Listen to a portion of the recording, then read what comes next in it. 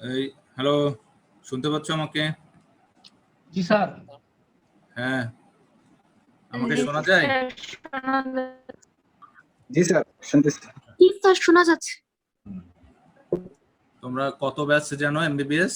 50? 50? জি sir. 50। জি sir. এই BDS এর কে আছো? স্যার আসি স্যার। কে, তোমার নাম কি? Sir Naim Hossain sir. Sir. আচ্ছা, টোটাল স্টুডেন্টস কত বিডিএস আর এমবিবিএস মিলে? 250? কত এমবিবিএস এ কত তোমাদের ব্যাচে? স্যার 227 227 আর বিডিএস 225 স্যার। ও তার মানে অনেক। হ্যাঁ, বিডিএস 40 স্যার পার্টিসিপেন্ট 157। আচ্ছা 4:06 বাজে।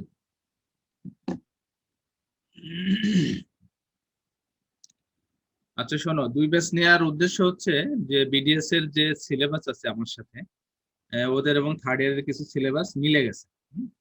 আমরা কমন জিনিস টপিক গুলো আমরা পড়িয়ে নেব, তারপরে আলাদা আলাদা যার আছে যেটা সেটা আমি আলাদা পড়াবো। তো আজকে আমাদের ডিসকাসিং এর বিষয় হচ্ছে যে অ্যাপেন্ডিসাইটিস। হ্যাঁ, অ্যাপেন্ডিসাইটিস হচ্ছে একটা খুব কমন জিনিস এবং বেশ বড় জিনিস, এবং যে কারোর হইতে পারে। হয়তো এর মধ্যে তোমাদের মধ্যে কারোর কারোর হয়তো অপারেশনও হয়েছে বা ভবিষ্যতে হবে। হ্যাঁ, এবং আমাদের সার্জনদের সবচেয়ে বেশি অপারেশন করতে হয় অ্যাপেন্ডিসাইটিসের। হ্যাঁ, তো এটা নিয়ে আমাদের সবারই জানা উচিত, এবং অ্যাপেন্ডিসাইটিস না জেনে পাস করা খুব মুশকিল। ঠিক আছে?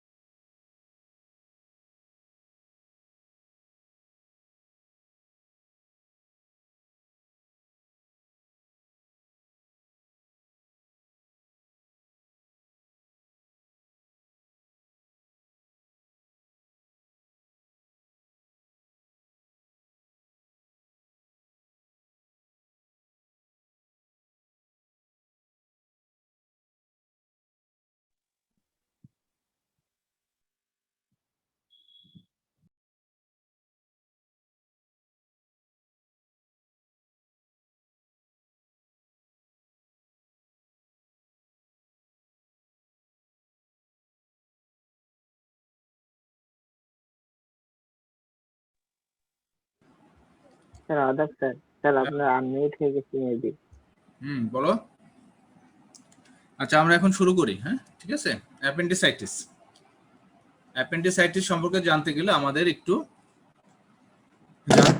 যে এটার অ্যানাটমি, সার্জিক্যাল প্যাথোলজি, হ্যাঁ, তারপরে সার্জিক্যাল অ্যানাটমি, তারপরে সাইন, সিমটমস, ইনভেস্টিগেশন, ট্রিটমেন্ট এবং অপারেশন, সবকিছু মিলে আমাদের জানতে হবে।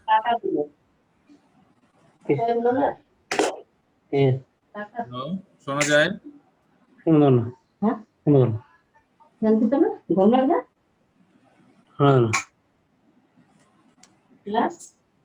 এই সাইড টক হচ্ছে, কে কথা বলে?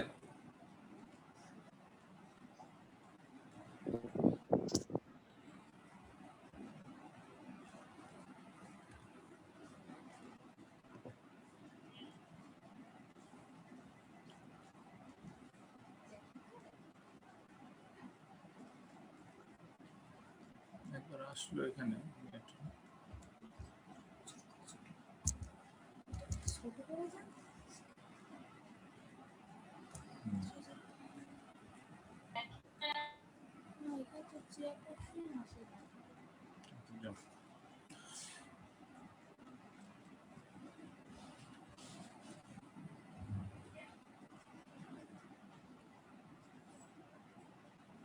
এই আজকে হোস্ট কে আছো? হ্যালো,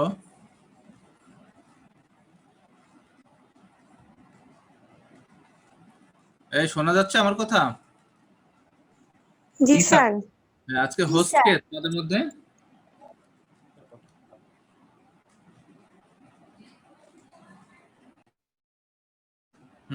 আচ্ছা আমরা শুরু করি।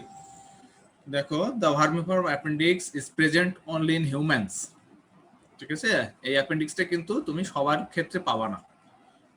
আমাদের হিউম্যান বডিতে থাকে এবং সার্টেন আর্থ্রোপোডস লাইক অ্যাপস একটা বানরের মতো একটা প্রাণী, হ্যাঁ, এবং ওমব্যাট। ঠিক আছে? এই সাধারণত 2-3টা প্রাণীতে পাওয়া যায়। এত কিছু জানার দরকার নাই যে সবার যে থাকে না, আমাদের মানুষের আছে, গরু ছাগলের না। এটা এই যে অ্যাপসের আছে আর ওমব্যাটের আছে। এবং অ্যাপেন্ডিক্সটা কি জিনিস? It is a blind muscular tube. ঠিক আছে?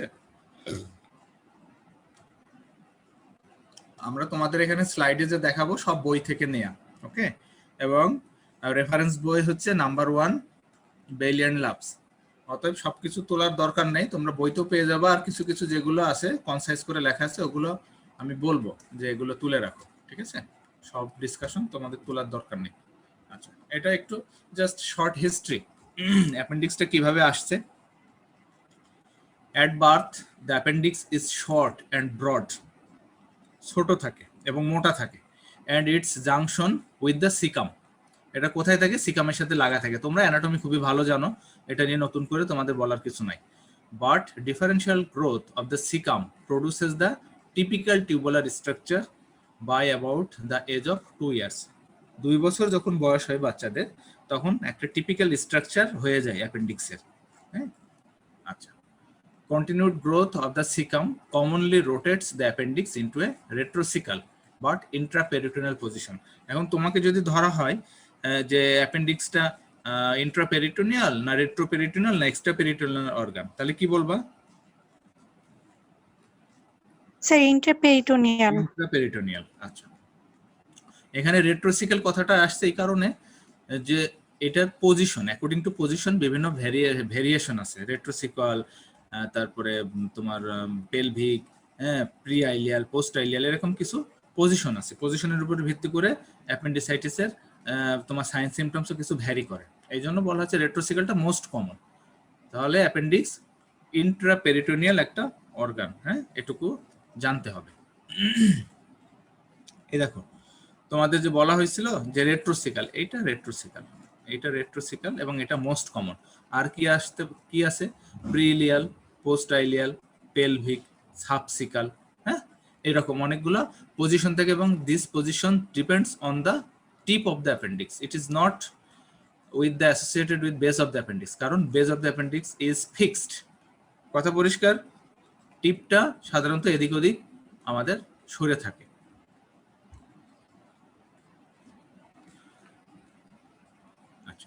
The position of the base of the appendix is constant, ঠিক আছে? ক্লিয়ার?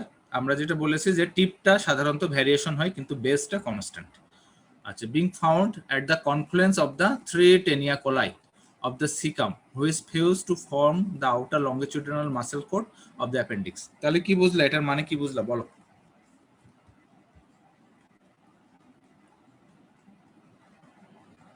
কেউ একজন বলো, এটার মানে কি বুঝলা? আর 3টা টিনিয়া কলাই যে জায়গায় মিলিত হয় ওই জায়গায় অ্যাপেন্ডিক্সের বেসটা থাকে। ইয়েস। তাহলে টিনিয়া কলাইটা কি জিনিস? Longitudinal muscle fold of large intestine. Longitudinal muscles coat of large intestine. Large intestine. Small ইন্টেস্টাইনে থাকে এটা? না স্যার। আচ্ছা, তোমার ইন্টেস্টাইনের তাহলে ইয়ে কি কি বলো তো, কাভারিং বলো তো, ইন্টেস্টাইনের কয়টা লেয়ার থাকে? স্যার 4টা লেয়ার। বলো। টেরাস, মাসকুলার, সাবমিউকাস, মিউকাস। মাসকুলারের মধ্যে কি আছে? Outer longitudinal, inner circular. Inner circular. তাহলে লঙ্গিচুডিনাল মাসেলসটা তোমার ক্লোজলি এগ্রিগেটেড থাকে, এবং সেটাই আমরা স্মল গাটে পাই না, লার্জ গাটে এটাকে আমরা টেনিয়া কোলাই বলতেছি, ঠিক আছে? এবং এই টেনিয়া কোলাই যেখানে 3টা মিলিত হচ্ছে সিকামের একদম নিচের দিকে, তাহলে সেইখানে বেজ অফ দ্য অ্যাপেন্ডিক্স আমাদের উৎপন্ন হচ্ছে মানে সেখানকার বেস থাকে, বেজ অফ দ্য অ্যাপেন্ডিক্স থাকে সেখানে। হ্যাঁ, তাহলে ক্লিয়ার এটা? Good. The mesentery of the appendix, যেটাকে বলা হচ্ছে mesoappendix, arise from the lower surface of the mesentery or the terminal ileum. এমনি দা মেজেন্ট্রি যেটা আছে তার হচ্ছে লোয়ার পোর্শন থেকে এই মেজো অ্যাপেন্ডিক্সটা তৈরি হচ্ছে। আচ্ছা, আমরা জানি অ্যাপেন্ডিক্সের সার্কুলেশন কি দিয়ে হচ্ছে? অ্যাপেন্ডিকুলার আর্টারি, তাই না? এটা কার ব্রাঞ্চ? ইনফেরিয়র হ্যাঁ, ইলিওকোলিক আর্টারি। ইলিওকোলিক আর্টারি। আচ্ছা, ইলিওকোলিক আর্টারির কি কি ব্রাঞ্চ বলো তো? সুপিরিয়র মেসেন্টারি গার্ড। এই এরকম উল্টাপাল্টা করলে হবে না রে।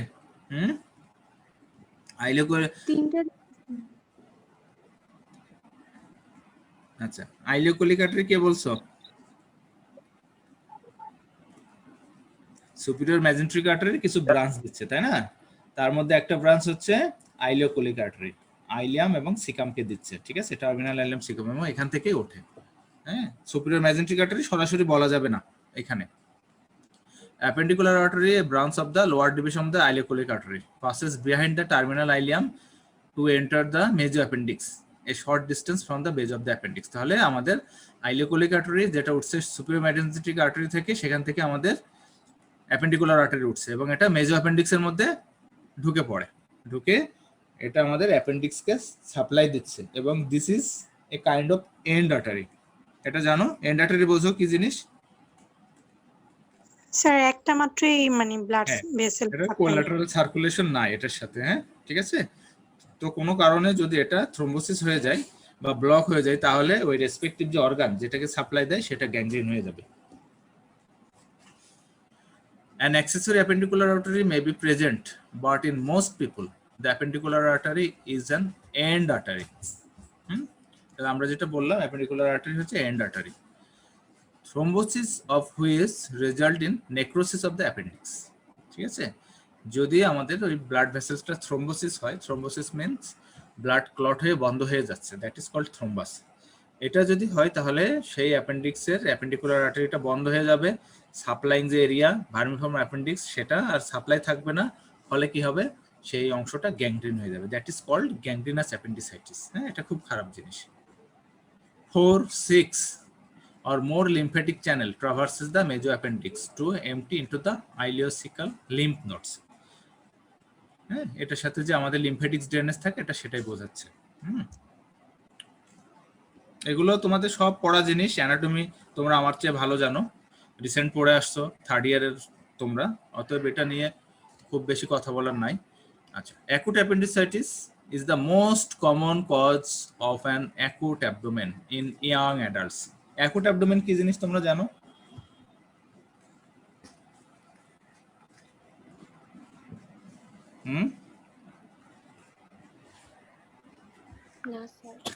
না স্যার। অ্যাকুট অ্যাবডোমেন বলতে কি বুঝো, কেউ বলতে পারবা? স্যার অ্যাবডোমিনাল পেইন হয় যে অ্যাকিউট একটা অ্যাটাক করে, এটা না? অ্যাকুট অ্যাটাক করে। আচ্ছা, আর কিছু? অ্যাকুট অ্যাবডোমেনের একটা সংজ্ঞা আছে, সেই সংজ্ঞা তোমাকে আমি এখন বলতে পারবো না, কিন্তু মেন ব্যাপারটা এরকম যে sudden severe pain abdominal, sudden severe agonising pain নিয়ে আসে। হ্যাঁ, সাথে আরো সিম্পটমস থাকতে পারে, পেশেন্টের হসপিটালাইজ লাগতে পারে, রিসাসিটেট করার পরও পেন না কমলে কোনো কোনো ক্ষেত্রে তার ইন্টারভেনশন লাগতে পারে। হ্যাঁ, এইরকম আর কি টোটাল সংজ্ঞাটা। ওকে, এখন পরীক্ষার জন্য তোমাদেরকে খুঁজে খুঁজে বের করে এটা পড়তে হবে, মুখস্থ করতে হবে। হ্যাঁ, কিন্তু মেন থিমটা জানলেই হবে। আচ্ছা, appendicitis is sufficiently common that appendicectomy is the most frequently performed urgent abdominal operation and is often the first major procedure performed by a surgeon in training. আমি সেটাই বললাম যে অ্যাপেন্ডিসাইটিসটা ওয়াইডলি মানে পারফর্মড অপারেশন। হ্যাঁ, আমরা যারা অপারেশন করি দেখা যাচ্ছে অ্যাপেন্ডিসাইটিসের সংখ্যাই বেশি অন্যান্য অপারেশনের চেয়ে। এবং তোমার অ্যাপেন্ডিসাইটিস যে কেটে ফেলা সেটাকে কি বলা হচ্ছে? অ্যাপেন্ডিসেক্টমি। ওকে, অ্যাপেন্ডিসেক্টমি একটা জিনিস কেটে ফেলা, যেমন গল ব্লাডার কেটে ফেলা এটাকে বলা হচ্ছে কোলিসিস্টেকটমি। ঠিক আছে, হ্যাঁ, অ্যাপেন্ডিসেক্টমি। এবং বলা হচ্ছে it is the most frequently performed urgent abdominal operation and is often first major procedure performed by a surgeon. এবং আমরা প্রথম যখন অপারেশন শুরু করি তখন আমাদের ধান্দা ছিল যে আমরা কবে অ্যাপেন্ডিক্স করব। হ্যাঁ, এটা সব সার্জনের মধ্যেই এরকম একটা টেন্ডেন্সি থাকে। হ্যাঁ, এখন মনে করো হাজার হাজার হয়ে গেছে অপারেশন, কিন্তু প্রথমে মনে হয়েছে যে একটা অ্যাপেন্ডিক্স করতে হবে, এটা বড় অপারেশন, মেজর অপারেশন। হ্যাঁ, আচ্ছা, the appendix is the most frequent site for carcinoid tumor. আচ্ছা, তোমরা এতক্ষণ আমরা যেটা শুনছি অ্যাপেন্ডিসাইটিস, আইটিস যেটার সাথে থাকে দ্যাট মিন্স ইনফ্লামেশন। হ্যাঁ, কোলাইটিস, গ্যাস্ট্রোএন্টারাইটিস, সিস্টাইটিস, যেগুলো আইটিস সেগুলো হচ্ছে ইনফেকশন। ওকে, অ্যাপেন্ডিক্সের সবচেয়ে বেশি যে রোগটা হয় সেটা হচ্ছে অ্যাপেন্ডিক্সের ইনফেকশন, এবং সেটাকে আমরা বলি অ্যাপেন্ডিসাইটিস।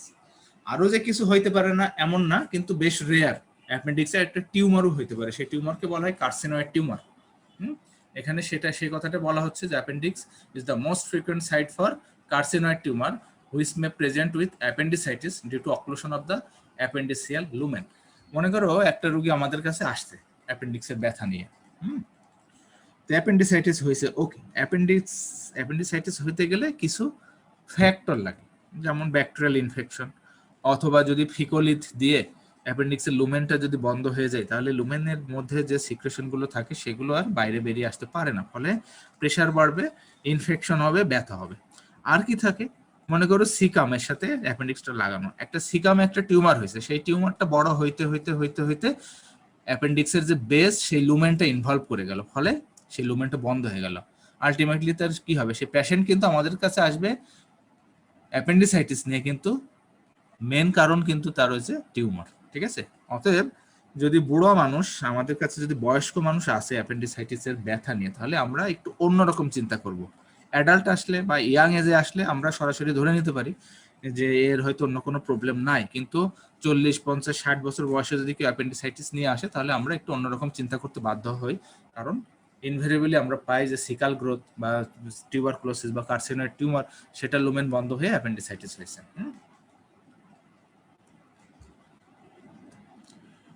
এখন আসো acute appendicitis. Acute appendicitis, that is acutely inflamed appendix is called acute appendicitis. Charles McBurney, এই ম্যাকবার্নি জিনিসটা তোমাকে যতদিন বেঁচে থাকবে ডাক্তার হয়ে ততদিন মনেই রাখতে হবে। পেটে হাত দিলেই ম্যাকবার্নিস পয়েন্ট টেন্ডারনেস তোমাকে দেখতে হবে, হ্যাঁ দেখতে হবে। একটা যদি অ্যাকুট অ্যাবডোমেনের কোনো রোগী আসে, আমরা ইনভেরিয়েবলি এটা চেক করি, ম্যাকবার্নিস পয়েন্ট টেন্ডারনেস। এই ম্যাকবার্নিস describe the clinical manifestation of acute appendicitis, including the point of maximum tenderness in the right iliac fossa that now bears his name. এই ম্যাকবার্নিস এইটা তৈরি করছে প্রথমে, এটা নোটিশ করছে যে অ্যাকুট অ্যাপেন্ডিসাইটিস হলে এরকম ব্যথা হয়, হ্যাঁ। তারপরে তার নাম অনুসারে এই পয়েন্টটাকে, এই সাইনটাকে বলা হচ্ছে ম্যাকবার্নিস সাইন বা ম্যাকবার্নিস পয়েন্ট টেন্ডারনেস, ঠিক আছে? আচ্ছা, কেউ কি বলতে পারবা অ্যাপেন্ডিসাইটিস হলে আমাদের কাছে রোগী কি কি নিয়ে আসে? এনিবডি? স্যার আমার মানে লেফট সরি পেরিয়াম্বিলিক্যাল পেইন বলতে পারে। Yes, periumbilical pain. Sir lumbar রিজনে পেন বলতে পারে। লাম্বার রিজন কোনটা রে বাবা? অ্যাবডোমেনের কয়টা অংশ আমি যদি ভাগ করি? 9 কোয়াড্রেন্ট। 9 কোয়াড্রেন্ট। এর মধ্যে লাম্বার কোথায় গেল? অ্যাপেন্ডিক্স কোন জায়গায় থাকে? Right eyelet ফোসা। Right eyelet. তাহলে লাম্বার কেন বললাম? হ্যাঁ, লাম্বার বলা যাবে না, লাম্বারে পেন যাইতে পারে, কিন্তু তুমি যেটা মোস্ট কমন তোমাকে সেটা বলতে হবে, হ্যাঁ। Patient first notice pain around the umbilicus. সবসময় যে আম্বিলিকাসই থাকে এমন না, সে সরাসরি রাইট ইলিয়াক ফোসা পেন নিয়ে আসতে পারে। ওকে, আর কি থাকতে পারে? হাইপারএস্থেসিয়া ইন রাইট আইলেট ফোসা। হাইপারএস্থেসিয়া। আচ্ছা, পেন আর হাইপারএস্থেসিয়ার মধ্যে ডিফারেন্স কি?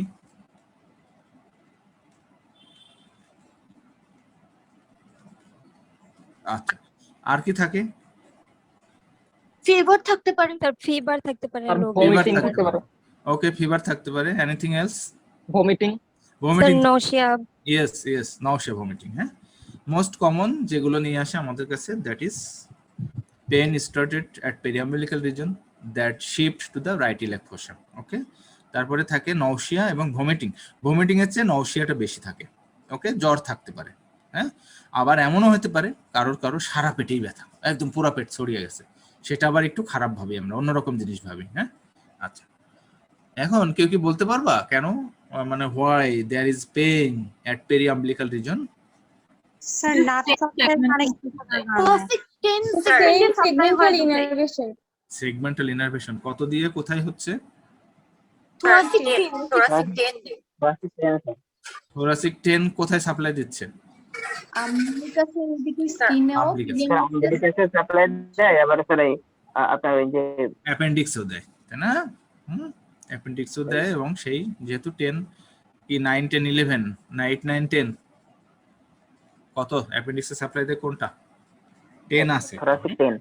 আচ্ছা, থোরাসিক 10, এবং এটা পেরিয়াম্বিলিক্যাল রিজন। আম্বিলিকাসের আপনার তোমার যদি তুমি ডার্মাটোমস দেখো, তাহলে সেটা হচ্ছে থোরাসিক 10, তাই না? তো সেই হিসেবে যদি অ্যাপেন্ডিক্সে ব্যথা হয়, সে first notice periumbilical region that pain shifted to the right iliac fossa. এই shifting pain, referred pain, radiating pain, এটা জানো তোমরা? এটা তোমাদের পড়া থাকলে আমি ধরবো নেক্সট ক্লাসে। শিফটিং জি, পেন কি, স্যার। রেফার পেন কি, রেডিয়েটিং পেন কি, বলো, তুমি বলো। স্যার রেডিয়েটিং পেইন হলো যে মানে এক জায়গা থেকে শুরু হয়ে সেটা চারদিকে ছড়িয়ে যাবে আর কি এরকম। আচ্ছা, আর রেফারেড পেইনটা মেবি স্যার মানে আমার সব প্রবলেমটা হবে এক জায়গায় কিন্তু ব্যথাটা অন্য জায়গায় ফিল হবে এরকম কিছু। হুম। আর শিফটিং পেন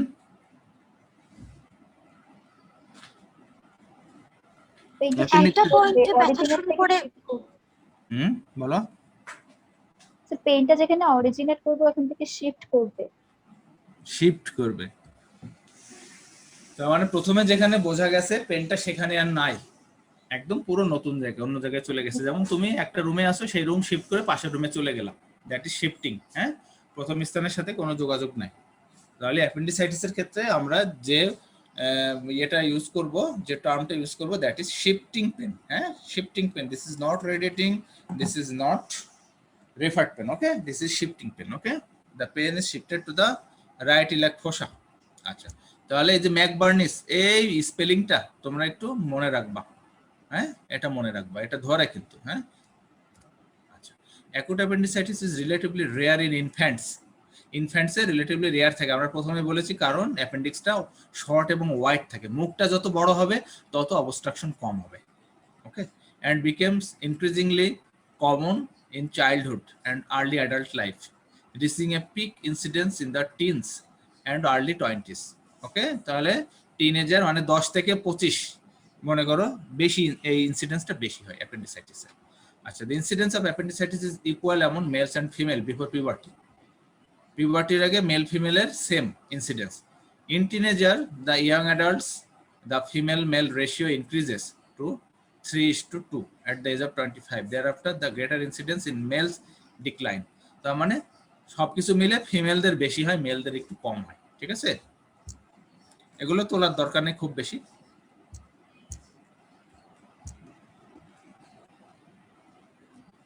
আচ্ছা, এখন আমার যে ইনফেকশন হচ্ছে, কি কারণটা কি সেটা আমাদের একটু জানা লাগবে।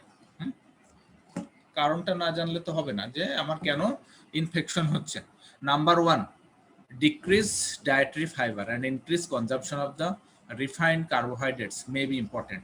দেখা গেছে যাদের খাবারে ডায়েটারি ফাইবার কম থাকে, ওয়েস্টার্ন কান্ট্রির দেশগুলোতে কি হয়, তারা কিন্তু শাকসবজি বেশি খায় না, বাল্ক অফ স্টুলটা তাদের কম হয়। হ্যাঁ, এবং দেখা যায় তাদের কনস্টিপেশন থাকে, সপ্তাহে 1-2 দিন তারা টয়লেটে যায়।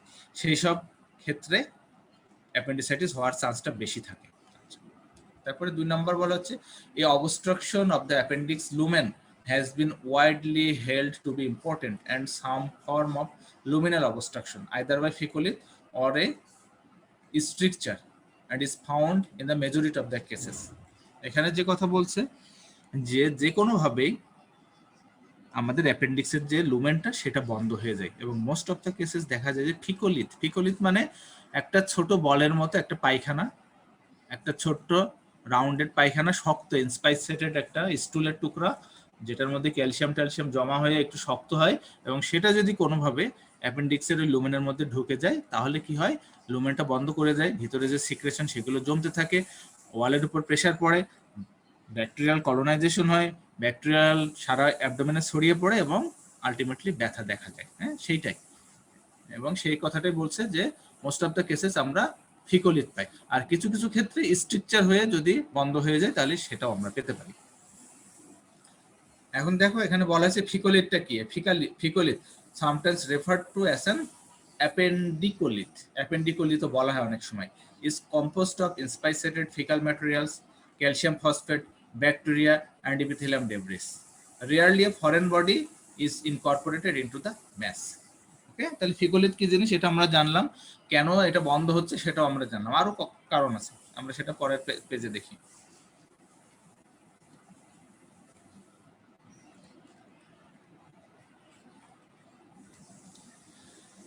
আচ্ছা, আরেকটা বলা হচ্ছে obstruction of the appendiceal orifices by tumour. আমরা আগেই বলেছি যে কিভাবে বন্ধ হচ্ছে, অনেক সময় টিউমার দিয়েও বন্ধ হচ্ছে। টিউমার গ্রো করতে করতে লুমেনটা, অ্যাপেন্ডিক্সের লুমেনটা বন্ধ করে দেয়, particularly carcinoma of the caecum is an occasional causes of acute appendicitis in middle-aged and elderly patient. আমরা বলেছি না তোমাদেরকে, যদি মিডল এজ বা 40 এর পরে যদি কারোর অ্যাপেন্ডিসাইটিস হয় তাহলে আমরা একটু চিন্তায় থাকি। There may be possibilities of the appendicitis due to growth.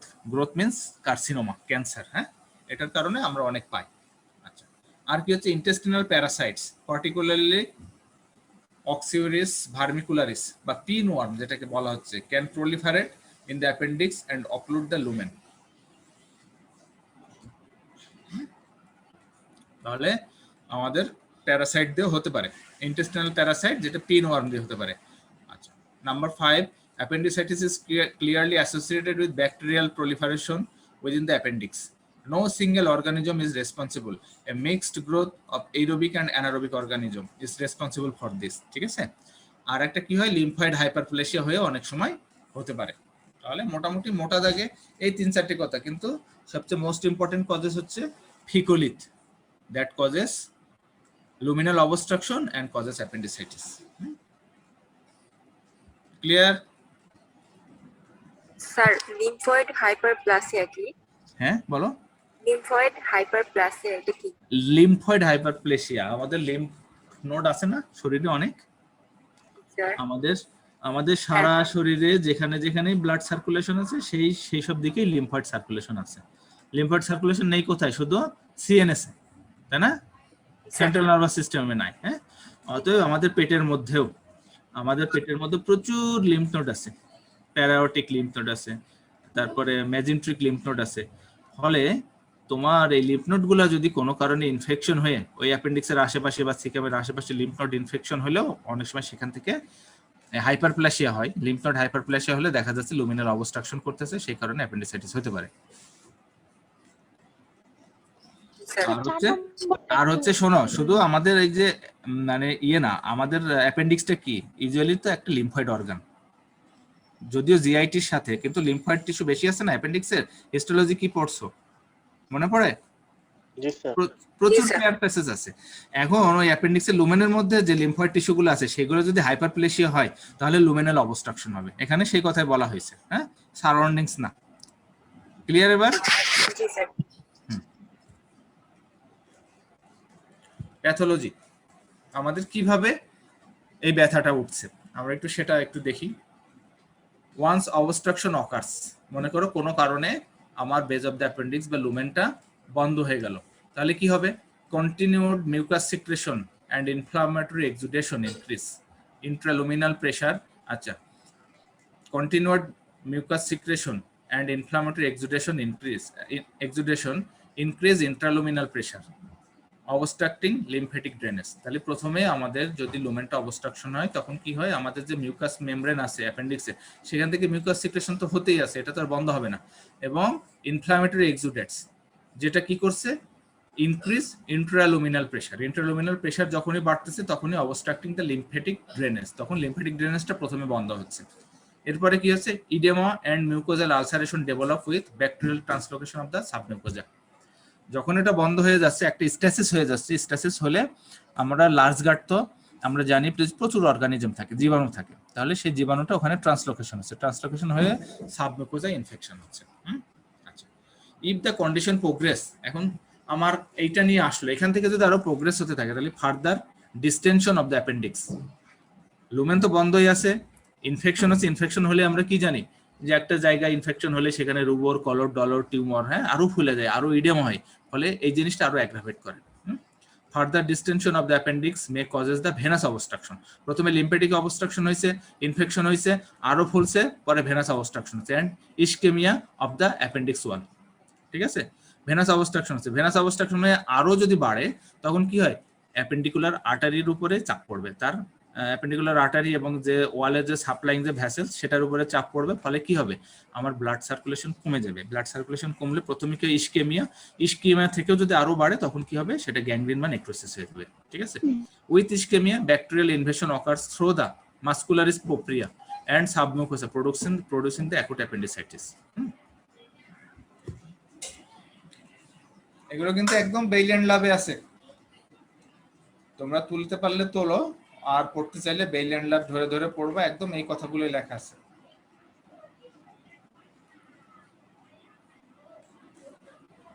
Sir প্যাথোলজিটা কি আরেকবার একটু বলা যায়? হ্যাঁ, কোনটা? প্যাথোলজিটা আচ্ছা, প্যাথোলজি প্রথমে হচ্ছে আমাদের অ্যাপেন্ডিক্সের লুমেনটা বন্ধ হয়ে গেল। বন্ধ হলে কি হচ্ছে, আমার অ্যাপেন্ডিক্সের ভিতরে তো মিউকোস আছে, সেই মিউকোস থেকে কন্টিনিউয়াস সিক্রেশন হচ্ছে। সিক্রেশন হলে কি হচ্ছে, সেই সিক্রেশন তো সিকামে আসতে পারছে না, অ্যাপেন্ডিক্সের মধ্যে জমা হচ্ছে। তো একটা ক্লোজ ক্যাভিটির মধ্যে যখনই সিক্রেশন জমা হবে তখন কি হবে, সেখানে ইন্ট্রালুমিনাল প্রেসার বাড়বে, এবং সাথে সাথে ইনফ্লামেটরি এক্সুডেট বাড়তেছে। ফলে ইন্ট্রালুমিনাল প্রেসার বাড়লে প্রথমে লিম্ফ্যাটিক ড্রেনেজটা অবস্ট্রাকশন হবে। এখানে oedema and mucosal ulceration develop, তখন ইডেমা হবে, মিউকোজাল আলসারেশন ডেভেলপ করবে with bacterial translocation to the সাবমিউকাসে। যখনই আলসারেশন হবে তখন সেই আলসারের অংশ দিয়ে ব্যাকটেরিয়াটা ভিতরে মানে অ্যাপেন্ডিক্সের ওয়ালে ঢুকে যাবে, মিউকোজা সাবমিউকোজা পার হয়ে মাসেলস এবং সেরোসাতে চলে যাবে। আচ্ছা, ইফ দ্য কন্ডিশন প্রোগ্রেস, এটা যদি চলতে থাকে তখন ফার্দার ডিস্টেনশন, আরো ডিস্টেনশন হবে এবং ভেনাস অবস্ট্রাকশন করবে এবং আমরা জানি ইন্ট্রালুমিনাল কোনো জিনিস যদি থাকে ভিতরে, যদি প্রেসার বাড়ে তাহলে তার ওয়ালটা থিন হতে থাকে।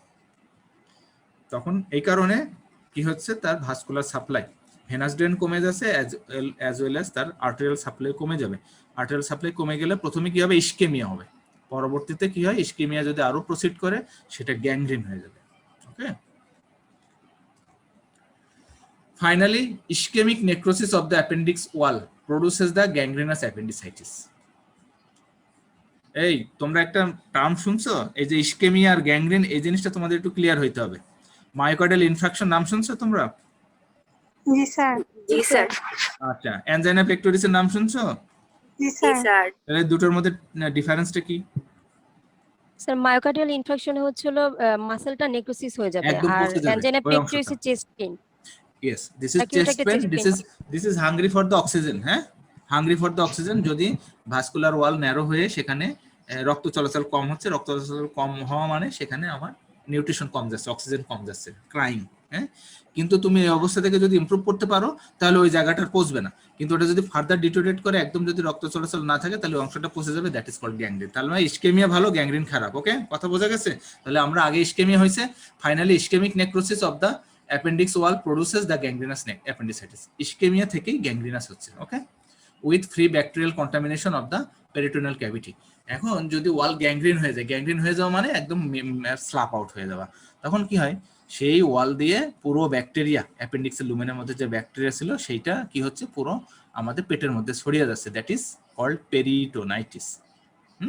সেটা পেরিটোনাইটিস হচ্ছে এবং খুব খারাপ জিনিস এটা।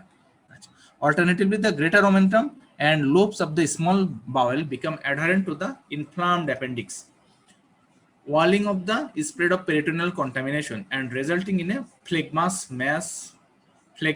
mass or paracecal abscess. আচ্ছা, এই যে ইনফ্লামেটরি যে এক্সুডেট হলো, অ্যাপেন্ডিক্সের ওয়াল ইনফ্লামেশন হয়ে যে জিনিসগুলো বেরিয়ে যাচ্ছে পেটের মধ্যে, সেটা সিল করার জন্য আমাদের পেটের মধ্যে একটা মেকানিজম আছে, আমরা অ্যাবডোমিনাল পুলিশম্যান বলি কাকে, গ্রেটার ওমেন্টাম, তাই না? কি ঠিক তো?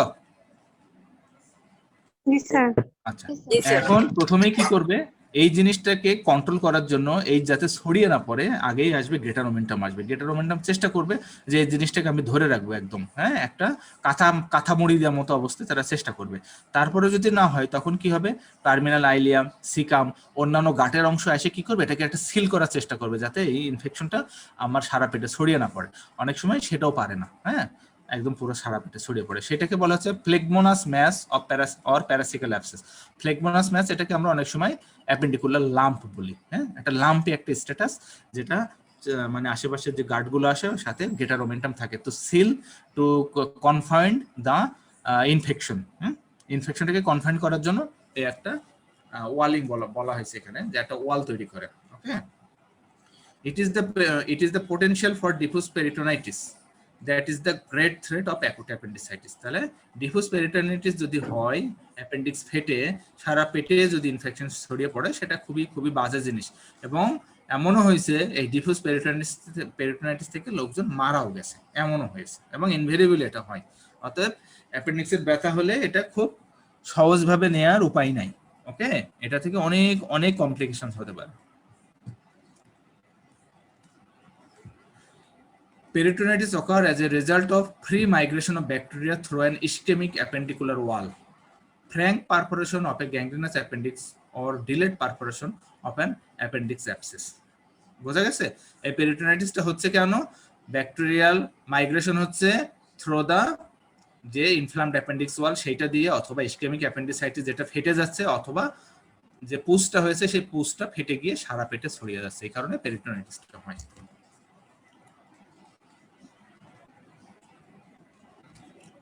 আচ্ছা, এখন কিছু কিছু অ্যাপেন্ডিক্স বাস্ট হয়ে যায়, ফেটে যায়, দেখা যাচ্ছে 1-2 দিনের ব্যথা, এরকম রোগীও আমাদের কাছে আসে ফেটে যাচ্ছে। আবার অনেক রোগী অনেক দেরি, সময় নেই, দেরিতে ফাটতেছে। কেন এরকম হচ্ছে? এর কিছু কারণ আছে, যে risk factor for burst appendix, এটা একদম বেইলিয়ান লার্ট থেকে তোলা, তোমরা তুলে নিতে পারো বা বই থেকে পরে দেখে নিতে পারো। এখানে বলা হচ্ছে এক্সট্রিম এজ, যাদের বয়স বেশি, হ্যাঁ তাদের এটা বেশি হয়। ইমিউনোসাপ্রেসিভ পেশেন্ট, যাদের ডায়াবেটিস মেলাইটাস আছে, ফিকোলিত অবস্ট্রাকশন, হ্যাঁ এই বারবার এই কথাটা আসতেছে, ফিকোলিত দিয়ে যদি অবস্ট্রাকশন হয় তাহলে তাড়াতাড়ি গ্যাংগ্রিন হয়ে যায়। পেলভিক টাইপ অফ অ্যাপেন্ডিক্স যদি হয় তাহলে এই সমস্যাটা বেশি হতে পারে। আর প্রিভিয়াস অ্যাবডোমিনাল সার্জারি, তাদেরও এই সমস্যাটা হতে পারে। এইগুলো হচ্ছে risk factor for burst appendix. একটা অ্যাপেন্ডিক্স কেন বাস্ট হতে পারে তার রিস্ক ফ্যাক্টর এগুলো।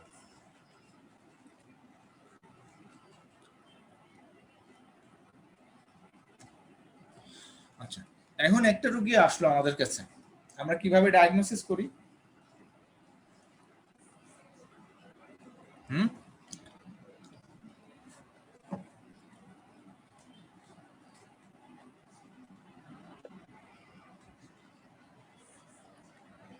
বলো, এই অতনু আছে? জি স্যার। অতনু আছো? জি স্যার আছি। আচ্ছা বলো, একটা অ্যাপেন্ডিসাইটিস আসলে বা যে কোনো একটা রোগ আমরা ডায়াগনোসিস করি কিভাবে?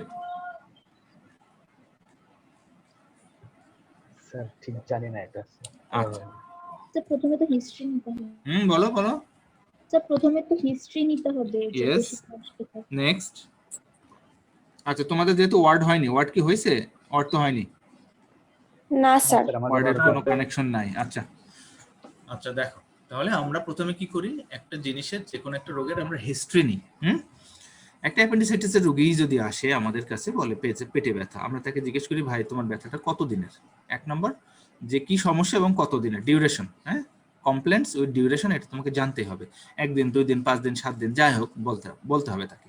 আচ্ছা, এখন সে যদি বলে যে ব্যথা, তাহলে ব্যথার ক্ষেত্রে কিন্তু আমরা একটা ব্যথা ক্লারিফাই করার জন্য অনেক কথা জিজ্ঞেস করতে হতে পারে। আচ্ছা, তোমার ব্যথাটা কি রকম? ব্যথাটা কি রকম বলতে ব্যথার অনেক ক্রাইটেরিয়া আছে, যেমন কোনোটা হচ্ছে বার্নিং পেন, কোনোটা থ্রোবিং পেন, কোনোটা কলিকি পেন, কোনোটা স্টাবিং পেন, হ্যাঁ কোনোটা কন্টিনিউয়াস ডিপ প্যাকিং পেন, হ্যাঁ এইরকম। আচ্ছা, তারপরে যদি বলে যে আমার ব্যথাটা এইরকম, হ্যাঁ এটা কিরকম পেন হতে পারে? কলিকি পেন হবে। যে কোনো লুমিনাল স্ট্রাকচার যদি অবস্ট্রাকশন হয় তাহলে সেটাকে কলিকি পেন বলে, তাহলে এখানে কলিকি পেন হবে।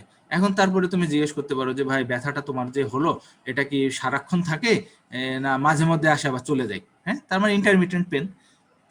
আর রোগী বলবে যে না আমার সারাক্ষণই থাকে, মাঝে মধ্যে ব্যথা বেশি হয়, ঠিক আছে। আচ্ছা, তারপরে এই ব্যথাটা তোমার এখানেই আছে না অন্য কোনো দিকে যাতায়াত করে, তার মানে রেডিয়েটিং সম্পর্কে আমরা ধারণা করি। আবার প্রথমে আমরা জিজ্ঞেস করতে পারি যে তোমার ব্যথাটা কি প্রথমেই রাইট ইলেক ফসে আছে না অ্যাম্বলিক্যাল রিজনে তোমার শুরু হয়েছে? রোগী বলবে যে প্রথমে নাভিতে শুরু হয়েছে, তারপরে আমার ডান পাশে গেছে। আবার কোন রোগী বলে না আমার শুরু থেকে ডান পাশে, তাই না? আচ্ছা, অ্যাসোসিয়েটেড ফ্যাক্টর, যে তোমার এই ব্যথাটা হচ্ছে খাইলে বাড়ে না খাইলে কমে, বা ওষুধ খাইলে কমে না ওষুধ খাইলে বাড়ে, that is অ্যাগ্রাভেটিং factor or relieving factor, ঠিক আছে। সাথে বমি আছে কিনা, পায়খানা কেমন হয়, এত কিছু জিজ্ঞেস করতে হয়, তাই না? একটা পেইনের রোগী আসলে আমরা অনেক কিছু জিজ্ঞেস করি, যেটা আসলে লেকচার ক্লাসে বলা খুব মুশকিল। তোমরা যখন ওয়ার্ডে আসবা, যদি তোমাদের সৌভাগ্য হয় তখন হয়তো তোমাদের সাথে এটা নিয়ে ডিসকাস করা যাবে। ওকে, তাহলে আমরা কি করি? That is history. Number 2 clinical examination, number 3 investigation. এই 3টা জিনিসের সমন্বয়ে আমরা একটা জিনিস ডায়াগনোসিস করি। ডায়াগনোসিসের পরে আমরা কি করি? ট্রিটমেন্ট করি। ট্রিটমেন্ট আইদার মেডিকেল ট্রিটমেন্ট, যেটা মেডিকেল ট্রিটমেন্ট দরকার সেটা মেডিকেল ট্রিটমেন্ট, আইদার অপারেশন, ঠিক আছে। আচ্ছা, তাহলে আমরা এই ইন শর্ট আমরা অ্যাপেন্ডিক্সের রোগীর যেভাবে বললাম, যে রোগী বলবে যে আমার periumbilical pain that shifted to the right iliac fossa for মানে 2 days, 3 days, 7 days, এটসেট্রা, যে কোনো বলতে পারে। And he or she may associated with nausea and vomiting, invariably nausea vomiting থাকে, ঠিক আছে। আচ্ছা, the pain colic in nature, it is not aggravated with the food, হ্যাঁ, বা not relieved with anti ulcerant বা অ্যান্টি অ্যালার্জিক, যাই হোক কোনো ওষুধে তার কমে না। ঠিক আছে, এরকম হইতে পারে, অনেক কিছু বলবে, আবার সব কথা রোগীর সব কথা আবার বিশ্বাসও করা যাবে না, কিছু কিছু মানে ভেগ কমপ্লেন বলে, রোগী তোমাকে মিসগাইডও করতে পারে, কিন্তু তোমাকে রোগীকে গাইড করতে হবে অনেক সময়। আবার কিছু কিছু রোগী ক্লিন কাট ইনফরমেশন দেবে, দেখা যাচ্ছে তুমি দু এক কথায় ডায়াগনোসিস করে ফেলতে পারো। হ্যাঁ, আচ্ছা দেখো আমরা কি করি, সিমটমস অফ অ্যাপেন্ডিসাইটিস। দেখো পেরিআম্বিলিক্যাল কলিক, কলিক মানে একটা টাইপ অফ পেন, আমরা বললাম না যে পেনের কিছু টাইপ আছে, কলিকি পেন তার মধ্যে একটা। হ্যাঁ, যে কোনো লুমিনাল স্ট্রাকচারে যে পেনটা হবে সেটাকে বলা হয় কলিকি পেন। যেমন আমাদের পেটের নাড়ি বা ইন্টেস্টাইনে যদি ব্যথা হয় দ্যাট ইজ কলিকি পেন, যদি ইউরেটারে পেন হয় তাহলে ইউরেটারিক কলিক, যদি কমন বাইল ডাক্টে পেন হয় তাহলে বিলিয়ারি কলিক। হ্যাঁ ঠিক আছে, আমরা এইভাবে বলি। আচ্ছা, তারপরে কি বলা হচ্ছে, pain shifting to the right iliac fossa, কি থাকে, অ্যানোরেক্সিয়া থাকে, নৌসিয়া থাকে, বোঝা গেছে? আচ্ছা, দ্যাট ইজ দ্য সিমটমস, খুব প্রমিনেন্ট সিমটমস। আরো কিছু সিমটমস পাওয়া যাবে, সেটা আমরা দেখি। রোগীর পাইরেক্সিয়া থাকতে পারে, ঠিক আছে, পাইরেক্সিয়া থাকতে পারে। তারপরে কি, localised tenderness, muscle guarding, rebound tenderness, this is sign. আচ্ছা, পাইরেক্সিয়া মানে পাইরেক্সিয়াটা কি? হ্যাঁ হ্যাঁ, পাইরেক্সিয়া মানে ফিভার স্যার। পাইরেক্সিয়াটা সিমটমস, হ্যাঁ পাইরেক্সিয়া মানে ফিভার, ঠিক আছে। রোগী আমাদেরকে, আমরা পাইরেক্সিয়াকে সিমটমস এর মধ্যে ফেলতে পারি, আমরা সাইনের মধ্যে ফেলতে পারি, ঠিক আছে। রোগী বলে আমার জ্বর আসে, কিন্তু রোগী বললো না, কিন্তু আমি এক্সামিনেশন করে যেটা পেলাম সেটাকেই আমি সাইন ধরলাম। আচ্ছা, সাইন আর সিমটমস কি তোমরা কি জানো?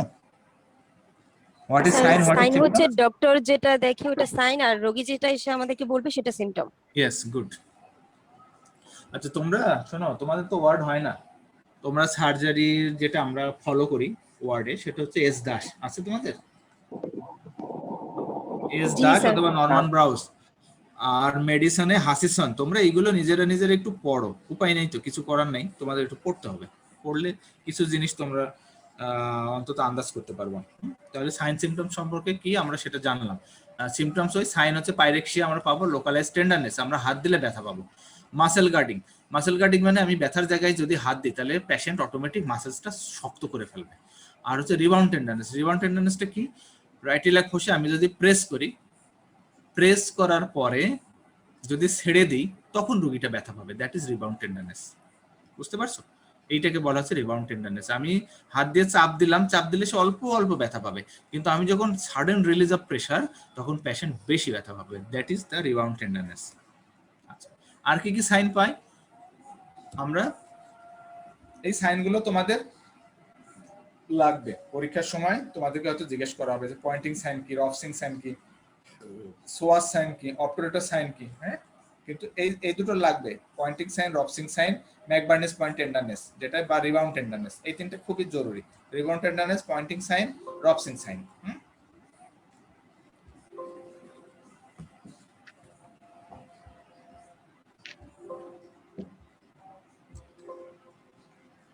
এই বাবা ইয়েটা দে, এই যে ল্যাপটপের লাইনটা দাও, ল্যাপটপের লাইনটা দিয়ে দাও।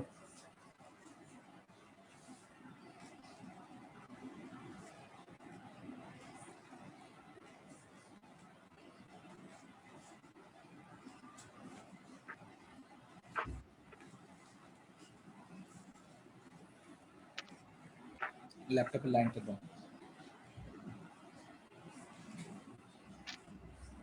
হয়েছে।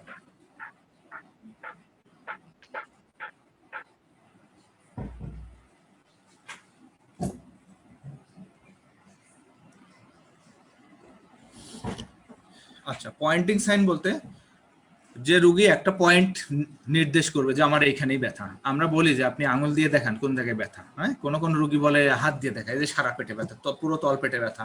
আর একদম কেউ ম্যাক্সিমাম পেশেন্ট একদম আঙুল দিয়ে দেখাবে যে আমার এইখানে ব্যথা, that is called pointing sign. হ্যাঁ, আর রফসিং সাইন কি? রফসিং সাইন হচ্ছে আমি যদি লেফট ইলিয়াক ফোসায় চাপ দিই, লেফট ইলিয়াক ফোসায় যদি চাপ দিই, পেশেন্ট রাইট ইলিয়াক ফোসায় ব্যথা ফিল করবে, দ্যাট ইজ রফসিং সাইন। বোঝা গেছে? সোয়াস সাইনটা যদি রেট্রোসিক্যাল অ্যাপেন্ডিক্স হয় তাহলে সোয়াস মাসলসকে ইরিটেট করে, সেক্ষেত্রে আমরা সোয়াস সাইন না দেখালে তোমরা বুঝতে পারবে না। আর অপারেটর সাইন, সোয়াস সাইন এটা প্র্যাকটিক্যালি না দেখালে, মুখে বললে তোমরা বুঝতে পারবে না। পয়েন্টিং সাইনটা শুনে রাখো, আর রফসিং সাইন শুনে রাখো। আমি যদি লেফট ইলিয়াক ফোসায় চাপ দিই তাহলে পেশেন্ট রাইট ইলিয়াক ফোসে ব্যথা পাবে, that is Rovsing sign. Clear? Sir এটা কেন হয়, কেন লেফট ইলিয়াক ফোসাতে ব্যথা দিলে রাইট ইলিয়াক ফোসা, আমার অ্যাপেন্ডিক্সটা কোথায়? Right iliac fossa, right iliac ফোসে আমি চাপ দিচ্ছি লেফটে চাপ দিলে কি হবে, আমার ইন্টেস্টাইনকে আমি চাপ দিচ্ছি, প্রেসার ক্রিয়েট করছি, ফলে কি হচ্ছে আমার ইনফ্লামড অ্যাপেন্ডিক্সটা সরে যাচ্ছে। যখনই কোনো ইনফ্লামড অর্গান নড়াচড়া করবে তখনই পেন ফিল করবে। কথা ক্লিয়ার?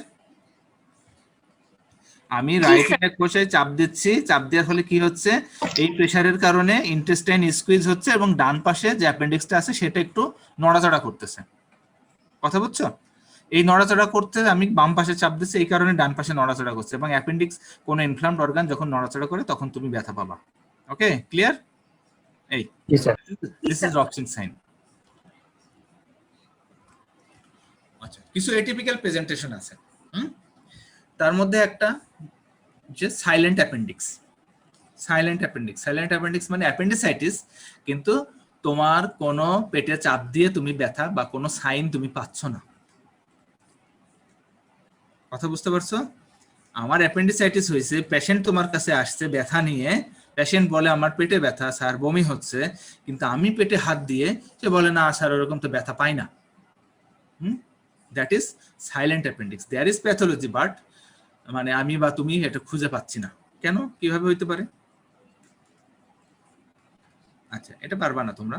মনে করো একটা রেট্রোসিকাল অ্যাপেন্ডিক্স, হ্যাঁ, একটা অ্যাপেন্ডিক্স সিকামের পিছনে একদম পোস্টেরিয়র ওয়ালের সাথে লেগে আছে। তুমি যখন অ্যাবডোমেন পেলপেট করবা তখন কি তুমি অ্যাপেন্ডিক্সের উপরে চাপ ফেলতে পারবা? না স্যার। কোথায় চাপ পড়বে? তাহলে আমি যে হাত দিয়ে চাপ দিচ্ছি সেই চাপটা পড়বে কোথায়?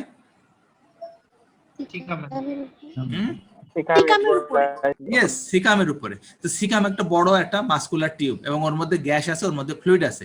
তো আমি যে চাপটা দিচ্ছি সেই চাপটা অ্যাপেন্ডিক্স পর্যন্ত যাবে না। কথা পরিষ্কার? অতএব এইসব ক্ষেত্রে এইটাকে বলা হচ্ছে সাইলেন্ট অ্যাপেন্ডিক্স। অ্যাপেন্ডিসাইটিস হয়েছে তার, কিন্তু আমি অ্যাপেন্ডিক্স পর্যন্ত তার প্রেসার দিতে পারছি না, ফলে পেশেন্ট আমার এক্সামিনেশনের সময় পেইন ফিল করবে না। That is silent appendix. Okay, hip flexion. Retrocecal appendix যদি থাকে সোয়াস মাসেলসকে ইরিটেট করে, ইরিটেট করলে দেখা যাচ্ছে সোয়াস মাসেলস কন্ট্রাক্ট করলে হিপটা ফ্লেকশন অবস্থায় আসতে পারে অনেক রোগী। ডায়রিয়া হতে পারে যদি তার অ্যাপেন্ডিক্সটা পেলভিক টাইপের অ্যাপেন্ডিক্স হয়, সেই টিপ অফ দ্য অ্যাপেন্ডিক্স কি করে রেকটামে গিয়ে ইরিটেট করে, হ্যাঁ, এবং রেকটামকে ইরিটেট করলে অনেক রোগী আমাদের কাছে ডায়রিয়া নিয়ে আসে। তেমনি যদি এই অ্যাপেন্ডিক্সের টিপটা ব্লাডারকে ইরিটেট করে তাহলে ফ্রিকোয়েন্সি অফ মিক্সুরেশন নিয়ে আসে। বুঝতে পারছো? তাহলে এইগুলো নিয়ে আসলেও তোমাকে মাথায় রাখতে হবে যে অ্যাপেন্ডিসাইটিস হতে পারে। That is atypical presentation. Sir hip ফ্লেকশনটা কি আরেকবার বলবেন? হিপ ফ্লেকশন কেন? হ্যাঁ, একটা রোগী মনে করো আসছে সামনের দিকে কুজু হয়ে, ডান সে সোজা হয়ে হাঁটতে পারতেছে না, তাহলে হিপটা কি, তার হিপের ওখানে হিপ জয়েন্ট, সে ওটা ফ্লেক্স করে হাঁটতেছে। কারণ কি, আমার যদি রেট্রোসিক্যাল অ্যাপেন্ডিক্স থাকে তাহলে সেইটা থাকে কি পিছন দিকে আমাদের সিকামের পিছনে সোয়াস মাসেলস, হ্যাঁ, সোয়াস মেজর মাসেলস, সেই সোয়াস মেজর মাসেলসকে ইরিটেট করতেছে, মাসেলস কন্ট্রাক্ট করলে হিপ ফ্লেকশন থাকে। Okay sir. আচ্ছা, ডিফারেনশিয়াল ডায়াগনোসিস খুবই খুবই ইম্পর্টেন্ট। খুবই ইম্পর্টেন্ট, বইতে আছে।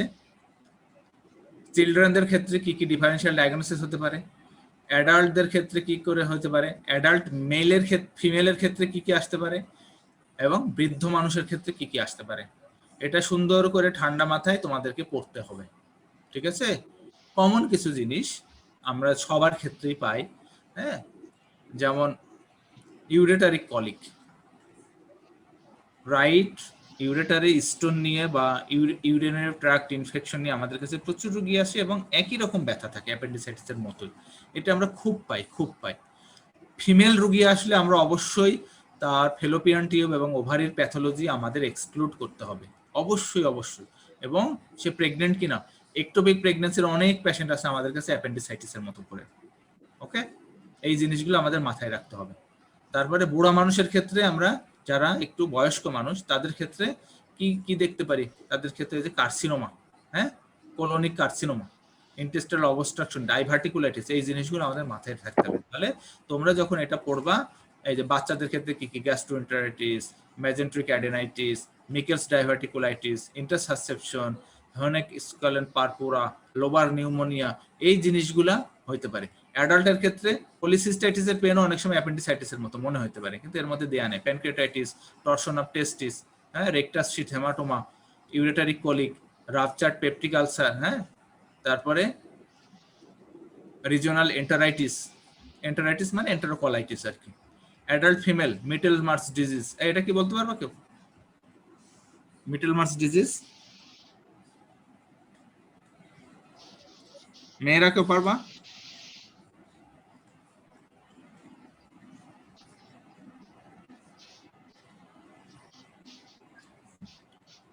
তারপরে pelvic inflammatory disease, pyelonephritis, ectopic pregnancy, তারপরে torsion rupture of ovarian cyst, endometriosis, হ্যাঁ, এই জিনিসগুলো ফিমেলদের ক্ষেত্রে এই জিনিসগুলো আমরা কনসিডার করতে পারি। আর বৃদ্ধ বয়সে এই জিনিসগুলো আমাদের জানতে হবে, এটা একদম তোমাদের মুখস্থ করতে হবে, বইতে আছে ব্রিলিয়ান্ট লাভে।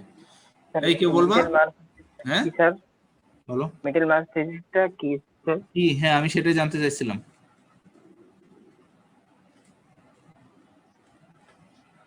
আচ্ছা, এটাকে বলে মিড সাইক্লিক পেন।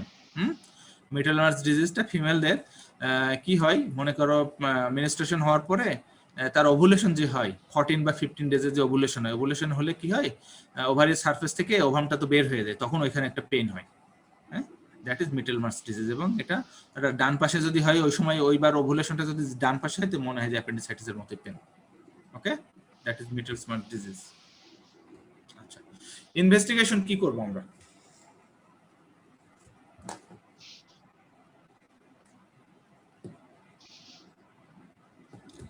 এ পর্যন্ত ক্লিয়ার তোমাদের? এখানে ডিফারেনশিয়াল ডায়াগনোসিস এটা মুখস্থ করতে হবে, হ্যাঁ। গ্যাস্ট্রোএন্টারাইটিস মানে ইনফেকশন, পেটের ইনফেকশন। মেজেন্ট্রিক অ্যাডেনাইটিস মানে ওখানে যে লিম্ফ নোড খেলে সেগুলো বন্ধ হয়ে যাওয়া। মিকেলস ডাইভার্টিকুলাইটিস, মিকেলস ডাইভার্টিকুলাম কি তোমরা জানো? ইন্টারসাসেপশন মানে গাটের একটা পোর্শন আর একটা পোর্শনের মধ্যে ঢুকে যাওয়া, দ্যাট ইজ ইন্টারসাসেপশন। তারপরে হেনেক স্কলেন পারপোরা, লোবার নিউমোনিয়া, এগুলো তোমরা পড়বা। যেটা বুঝবা না সেটা একটু গুগলে সার্চ দিবা যে এটা কি জিনিস। আর ব্রিলিয়ান্ট ল্যাবে খুব সুন্দর করে ডেসক্রিপশন দেয়া আছে।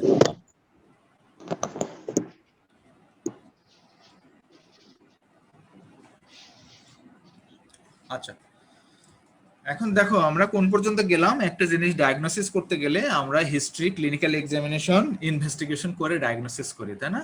আমরা হিস্ট্রি, ক্লিনিক্যাল এক্সামিনেশন আমরা করে ফেলেছি, এখন আমরা ইনভেস্টিগেশন করব। আচ্ছা, ইনভেস্টিগেশন আমরা কমনলি রুটিনলি করি সিবিসি, দ্যাট ইজ সিবিসির পূর্ণ অর্থ হচ্ছে কমপ্লিট ব্লাড কাউন্ট, হ্যাঁ। এর মধ্যে কি কি থাকে সিবিসির মধ্যে? TC, DC, haemoglobin, ESR. Okay, এগুলো কি তোমাদের কাছে নতুন মনে হচ্ছে? প্যাথোলজিতে পড়াচ্ছে, প্যাথোলজি লেকচার? প্যাথোলজি শুরু হয়নি তো? প্যাথোলজি কবে শুরু করবে তোমাদের? স্যার আমাদের শুধু কমমেট স্টার্ট হয়েছে, আর কোনো কিছু স্যার এখন শুরু হয়নি। আর সার্জারি কি আমি প্রথম? জি স্যার, আজকে প্রথম। আচ্ছা, ঠিক আছে, আমরা তোমাদের আমি আমার পার্টটুকু শেষ করে দেবো টানা নিয়ে, হ্যাঁ। আচ্ছা, সিবিসি মানে কমপ্লিট ব্লাড কাউন্ট। এই কমপ্লিট ব্লাড কাউন্টের মধ্যে আমরা দেখি TC, DC, haemoglobin, ESR. TC মানে টোটাল কাউন্ট অফ ডব্লিউবিসি, আর ডিসি মানে differential count of WBC. Differential count বলতে যে ডব্লিউবিসির মধ্যে কি কি থাকে, neutrophil, eosinophil, basophil, lymphocyte, monocyte, হ্যাঁ, এগুলো কত percent, that is TC, DC. Haemoglobin মানে হিমোগ্লোবিন কত সেটা তো আমরা জানি, ফিজিওলজি পড়ে আসছো। আর ইএসআর, তাই না, এগুলো তোমরা জানার কথা।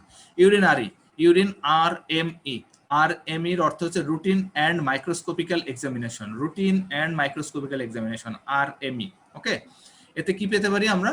সাধারণত যদি তার থাকে, ইউরিনারি ট্র্যাক্ট ইনফেকশন থাকে, তাহলে আমরা প্রচুর পরিমাণে পাস সেল পেতে পারি। যদি এরকম পাস সেল থাকে তাহলে আমরা ধরে নিতে পারি এই ব্যথাটা তার ইউটিআই এর জন্য হচ্ছে, ইউরিনারি ট্র্যাক্ট ইনফেকশনের জন্য হচ্ছে, হ্যাঁ। আচ্ছা, 3 নম্বর কি করি? কমনলি আমরা বিশেষ করে মেল পেশেন্টের আমরা এক্সরে করি, এক্সরে কিউবি। আমরা অ্যাপেন্ডিসাইটিসের সিমটমস নিয়ে আসছে, কিন্তু আমরা এক্সরে করে পেয়েছি, অনেক রোগীর পেয়েছি যে সেখানে ইউরেটারে পাথর আসছে, পাথর পেয়েছি আমরা, stone in the ureter, right ureter. আচ্ছা, আল্ট্রাসোনোগ্রাম অফ হোল অ্যাবডোমেন আমরা কি করি? আল্ট্রাসোনোগ্রাম অবশ্যই করব, বিশেষ করে ফিমেল পেশেন্টের ক্ষেত্রে অবশ্যই করতে হবে, কারণ আমরা তার যে প্রেগন্যান্সি রিলেটেড কিছু problem plus ovarian twisted ovarian cyst, এগুলো খুব কমন মেয়েদের ক্ষেত্রে। তা আমি যদি আল্ট্রাসোনোগ্রাম না করে আমি খুলি আমি অ্যাপেন্ডিসেক্টমি অপারেশন করে দিই, তাহলে সেটা রেশনাল হবে না। এবং আমার নিজের হাতেই আমি একটা এরকম পেয়েছি, একটোপিক প্রেগনেন্সি, অ্যাপেন্ডিসাইটিস করতে গিয়ে একটোপিক প্রেগনেন্সি পেয়েছি। আচ্ছা, সিটি স্ক্যান অফ অ্যাবডোমেন, আমার অনেক সময় আমরা সিটি স্ক্যান কমনলি করি না, কিন্তু অনেক দেশে করে, মানে ইংল্যান্ড আমেরিকাতে করে, কারণ তারা তো মনে করো মানে খুব অল্প কিছুতেই, অল্প সমস্যা হলে কেসে পড়ে যায়, এই জন্য তারা শিওর না হয়ে অপারেশন করতে চায় না, সেই কারণে সেসব দেশে সিটি স্ক্যান করা হয়, আমরা সাধারণত করি না। হ্যাঁ, এটা বইয়ে লেখা আছে। আচ্ছা, আর কি করি? আর করি ওইগুলো হচ্ছে আমার ডায়াগনোসিসের জন্য, এবং ডায়াগনোসিস আমরা এক্সক্লুড মেথডে করি। একটা যদি আল্ট্রাসোনোগ্রাম করো, তাহলে খুব ভালো আল্ট্রাসোনোলজিস্ট যদি না হয় এবং অ্যাপেন্ডিক্সটা যদি খুব বেশি মোটা না হয়, সুপারফিশিয়াল যদি না থাকে, তাহলে আল্ট্রাসোনোগ্রামে অ্যাপেন্ডিক্সটা বলতে পারবে না যে অ্যাপেন্ডিক্সটা কত মোটা, ইনফ্লামড কিনা। সেই ক্ষেত্রে আমরা কি করি? এক্সক্লুডিং মেথডে করি, যে আমার আল্ট্রাসোনোগ্রাম করে কোনো একটোপিক প্রেগন্যান্সি, টর্শন, সালফিনজাইটিস, অন্য কিছু নাই, আমার ক্লিনিক্যাল সিমটমসের সাথে মিলে যাচ্ছে, তার পিত্তথলিতে পাথর নাই, অতএব আমরা ধরে নিতে পারি দিস ইজ অ্যাপেন্ডিসাইটিস। এইভাবে আমরা এক্সক্লুডিং মেথডে করি। কিন্তু অনেক ভালো আল্ট্রাসোনোলজিস্ট, অনেক ভালো জায়গাতে যদি ভালো মেশিন হয়, তাহলে অ্যাপেন্ডিক্সটা ধরে দিতে পারে। ঠিক আছে? আচ্ছা, আর কি করি? আমরা কমনলি রুটিন কিছু টেস্ট করি। একটা রোগী ডায়াবেটিক কিনা, সিরাম ক্রিয়েটিনিন কিনা, হেপাটাইটিস বি ভাইরাস পজিটিভ কিনা, তার আমি অপারেশন করব, তার লাংস ফাংশনিং কিরকম, তার ইসিজি কিরকম, এগুলো একটা রুটিন আমরা চেক করে নিই। ঠিক আছে? রুটিন চেক করি। আর আগের গুলো হচ্ছে আমরা ডায়াগনোসিস করার জন্য আমরা করি। হ্যাঁ, রুটিন চেকআপ, এগুলো রুটিন চেকআপ, আর এগুলো ফর ডায়াগনোসিস। ওকে স্যার সিএক্সআর কি? আচ্ছা, ও সিএক্সআর মানে চেস্ট এক্সরে, চেস্ট এক্সরে। হ্যাঁ, চেস্ট এক্সরে।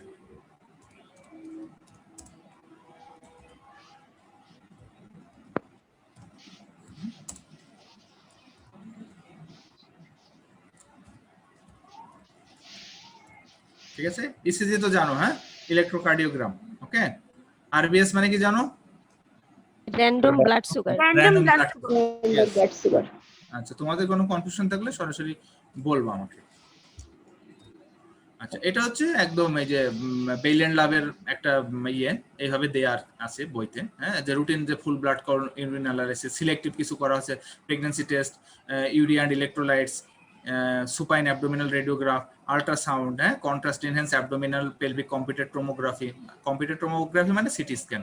হ্যাঁ, এই তাহলে এটা বইয়ের একটা দিয়া। আর আমি কিভাবে করি, আমরা সাধারণত রুটিনলি যেটা করি, এগুলো ডায়াগনোসিসের জন্য, এগুলো অ্যাজ এ হোল রুটিন চেকআপের জন্য করি। ঠিক আছে? আচ্ছা,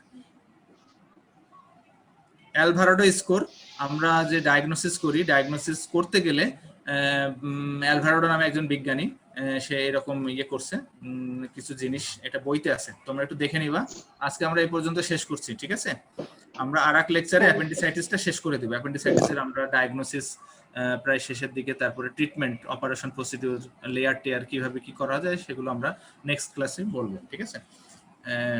আর আজকে এই পর্যন্ত থাক। তোমরা যেটুকু পড়ালাম, তোমরা একটু বই খুলবা, বেইলেন ল্যাবটা খুলবা, হ্যাঁ, এবং একটু দেখলে তোমাদের আরো ক্লিয়ার হবে জিনিসটা। এবং অ্যাপেন্ডিসাইটিস তোমাকে জানাই লাগবে, এটা ছাড়া তুমি প্র্যাকটিসও করতে পারবে না, এবং স্যারদের পরীক্ষার সম্মুখীন হইতে হবে সব সময়।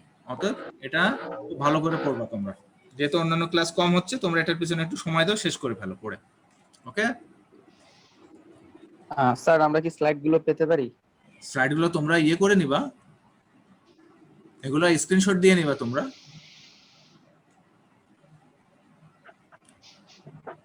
কথা বোঝা গেছে? স্লাইড দিলে তোমরা তো কেউ ক্লাসই করবা না, তাহলে এত কষ্ট করে আমার স্লাইড তৈরি করে লাভ কি হলো বলো? হ্যাঁ, তোমরা স্ক্রিনশট নিয়ে নিবা, বা ওই যে করে নিবা। এটা কিন্তু রেকর্ডিং হয়, তুমি দরকার হলে ওই যে ওখানে অফিসটা থেকে রেকর্ডিংটা নিয়ে নিবা। ওকে ওকে স্যার। আর স্ক্রিনশট নিয়ে নিবা তোমরা। আর এটা আমি অনেক স্লো বললাম, তোমরা কিছু জিনিস তো লিখেও নিতে পারো। আর ম্যাক্সিমাম জিনিস বই থেকে নিয়ে, যে 4টা বই থেকে নিয়ে, হ্যাঁ, 4 বই থেকে, সব আমার সব লেখাগুলো সব বইয়ের ভিতরে আছে, একটু কনসাইজ করা। রেকর্ডিংটা আমরা কোথায় পাবো আবার একটু বলবেন? হ্যাঁ, কোনটা? রেকর্ডিংটা। আচ্ছা, রেকর্ডিংটা পাওয়া হচ্ছে অভিস্তা ফার্মা, ওই যে লিংকের জন্য যে যোগাযোগ করে, ঠিক আছে, লিংকের জন্য যোগাযোগ করে, ওর কাছ থেকে করে নিবা, ওর সাথে যোগাযোগ করো। আর তোমরা স্ক্রিনশট নিয়ে নিবা। আর আমি এমন ভাবে যে স্লাইড চেঞ্জ করি যাতে তোমরা লিখে নিতে পারো কিছু জিনিস। আমি তো এইভাবে স্লাইড চেঞ্জ করি, খুব দ্রুত বলি না তো। আর তোমরা যেগুলো করবা, আজকে একটু পড়বা, আমি নেক্সট ক্লাসে আমি এটা অ্যাপেন্ডিসাইটিসটা শেষ করে দিব, ঠিক আছে? স্যার বলো। স্যার অ্যাপেন্ডিক্স এর ব্যথা তো আমাদের মানে রাইট সাইড হয়, তো সামহাউ এটা কি লেফট সাইডে হতে পারে কোনো ভাবে? হইতে পারে, আর তোমার কি অ্যাপেন্ডিক্স যদি লেফট সাইডে থাকে, পারে না? সাইডে সমস্যা আছে। বেটা বেটা এই কথাটা আর বলিস না, কারণ আমার জীবনে আমি এরকম পাইনি, আমাদের স্যারদের জীবনেও সারা জীবনে একটা পাইছে কিনা সন্দেহ, ঠিক আছে? এত আনকমন জিনিস নিয়ে আমাদের চিন্তা করার দরকার নেই, ওকে?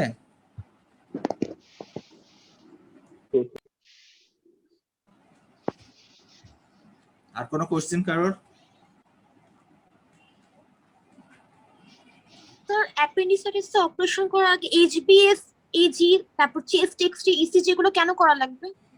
আচ্ছা, কেন করা লাগবে? কিছু রুটিন ইনভেস্টিগেশন আছে, তাই না? রুটিন ইনভেস্টিগেশন মানে তুমি একটা রোগীর অপারেশন করবা, অ্যানেস্থেসিয়া দিবা, সে অ্যানেস্থেসিয়া টলারেট করতে পারবে কিনা সেটা দেখবা না?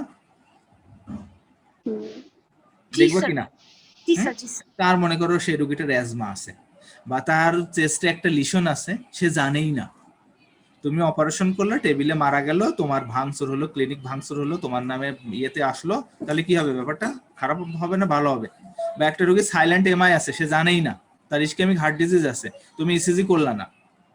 আমার যদি ইসিজি করা থাকে আমি সেরকম প্রিকশন নেবো, দরকার হলে আমি টারশিয়ারি লেভেলে তাকে রেফার করব বা রোগীর লোককে কাউন্সেলিং করব যে আপনার রোগীর কিন্তু এরকম সমস্যা আছে, আমার এই অপারেশন করতে গেলে এরকম এরকম হইতে পারে, তাই না? তখন কি করবা? আর যদি না করো তাহলে এই কথাটা তুমি বলতে পারবা না স্যার। তাহলে তোমার সেফটি প্লাস পেশেন্টের সেফটি, একটা স্ট্যান্ডার্ড প্রোটোকল মেনটেন করবা, তাহলে কোনো ঝামেলা হবে না। এবং এগুলো লাগবে, একটা অপারেশন কিন্তু চারটিখানি ব্যাপার না, অপারেশন একটা বিরাট ব্যাপার। হ্যাঁ, ছোটখাটো একটা লোকাল কেস করতে গিয়েও অনেক রোগী মারা যায়, অতএব আমরা কোনো কিছু ক্যাজুয়ালি নিব না। স্যার রেট্রোসাইকেল ইয়াতে কি স্যার সোয়াস সাইন দেখা দিতে পারে? রেট্রোসিক্যাল অ্যাপেন্ডিসাইটিস হলে অনেক সময় সোয়াস সাইন পজিটিভ পাওয়া তুমি। আর হিপ ফ্লেকশন দুইটাই তো স্যার, সোয়াস সাইন হতে হিপ ফ্লেকশনও পাওয়া দরকার। হ্যাঁ, হিপ ফ্লেকশনই আসে, তুমি যদি হিপটা এক্সটেনশন করো, সোয়াস সাইন হচ্ছে হিপ এক্সটেনশন করা লাগে। হিপ এক্সটেনশন করলে কি হবে? পেশেন্ট বেশি ব্যথা পাবে, মাসেলস কন্ট্রাক্ট হয়ে থাকে, তুমি সেটাকে রিল্যাক্স করতেছো, আরো বড় করতেছো, হ্যাঁ, তাহলে পেশেন্ট ব্যথা পাবে। স্যার আরেকটা, সাইলেন্ট অ্যাপেন্ডিক্সের ক্ষেত্রে যদি লেফট ইলিয়াক ফুসে প্রেসার দেওয়া হয় তখন কি অ্যাপেন্ডিক্সটা নড়াচড়া করবে? মানে তখন কি কিসের জন্য? কি অ্যাপেন্ডিক্সের? Silent appendix. Silent appendix? হ্যাঁ, মানে তখন আপনি বলছেন না যে মানে একজন ডক্টর তখন কোনো ক্লিনিক্যাল এক্সামিনেশন করে বুঝতে পারবে না, তো এখন যদি লেফট ইলিয়াক ফুসে যদি প্রেসার দেয় তখন কি ওখানে ব্যথা? আমি রাইট ইলিয়াক ফুসে প্রেসার দিয়েই তার ব্যথা পাচ্ছি না, লেফট ইলিয়াক ফুসে ব্যথা প্রেসার দিয়ে তুমি ব্যথা পাবা না, বুঝতে পারছো? এই এবং সাইন সিমটমস পাওয়া যাচ্ছে না বলেই তো এটাকে বলা হচ্ছে সাইলেন্ট অ্যাপেন্ডিক্স। এক্ষেত্রে তুমি রক্সিং সাইনটা পজিটিভ পাবা না এই রোগীর ক্ষেত্রে। স্যার কোন টাইপের অ্যাপেন্ডিসাইটিসে ব্লাডার ইরিটেট হয়? ব্লাডার ইরিটেট হয়, এই যে পেলভিক টাইপ, পেলভিসে থাকে, ব্লাডার পেলভিসে থাকে, রেকটামে থাকে, রেকটাম থাকে পেলভিসে, হ্যাঁ। এবং এটা যদি রেকটামকে ইরিটেট করে তাহলে ডায়রিয়া হবে, তার পেলভিসে ইরিটেট করলে তার বারবার ইয়ে করবে, প্রস্রাব করবে, ব্লাডার ইরিটেট হবে।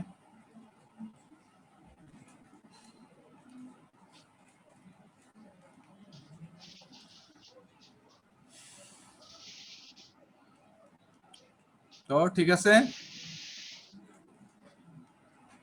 তোমরা একটু পড়াশোনা করো আর আমাকে সামনে বৃহস্পতিবার একটু কেউ মনে করাই দিবা। নেক্সট শনিবার আমরা একটা ক্লাস নিব নাকি ঈদের আগে? স্যার কি একটা বই বলছিলেন আজকে কি বার? দাঁড়াও, আজকে কি বার? আজকে মঙ্গলবার। তাহলে তোমাদের ঈদ কবে? স্যার ঈদ তো মেবি 21 তারিখ, সামনে বুধবার, তাই না? তাহলে তোমরা কি বারে করতে চাও ক্লাস? ঈদের আগে একটা ক্লাস করো, কারণ তোমার তো আর ক্লাসে আসতে হচ্ছে না, ঘরে বসে করবা। মঙ্গলবারই করো, হ্যাঁ নাকি? শুক্রবারে করি। না শুক্রবার পারবো না, শনিবারে করি। শনিবারে আমার 5th এর ক্লাস আছে স্যার, বৃহস্পতিবার না, স্যার মঙ্গলবারই করান। মঙ্গলবারে চলবে, মঙ্গলবারে ক্লাস চলবে, ঘরে বসে ক্লাস করতেছে আবার এত সুবিধা কি?